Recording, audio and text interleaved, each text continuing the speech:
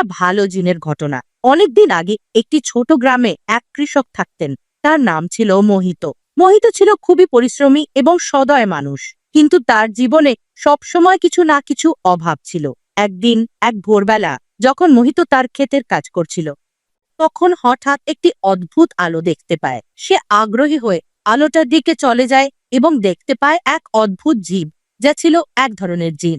জিনটি মোহিতকে বলল, আমি তোমার জীবনে সাহায্য করতে এসেছি, কারণ আমি দেখতে পেয়েছি তুমি খুবই পরিশ্রমী ও সদয়। তোমার হৃদয় পরিষ্কার, তাই আমি তোমাকে 3টি ইচ্ছা পূরণের সুযোগ দেব। মোহিত অবাক হয়ে জিজ্ঞেস করল, তুমি কি সত্যি আমার ইচ্ছাগুলো পূরণ করবে?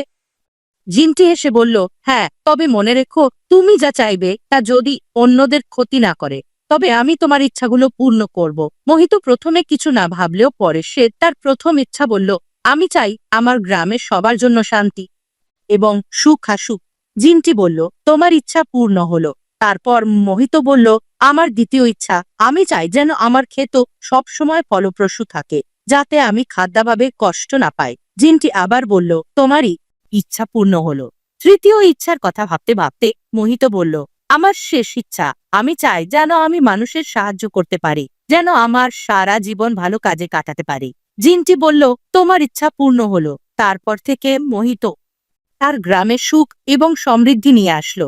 তার ক্ষেত সবসময় ফলপ্রসূ থাকলো এবং সে তার জীবনের প্রতিটি মুহূর্ত মানুষের কল্যাণে কাটাতে শুরু করলো।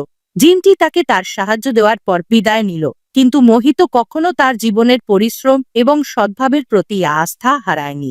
এভাবেই মোহিতের জীবন পাল্টে গেল, আর তার সদয় মনোভাবই তাকে তার সব ইচ্ছা পূরণ করালো।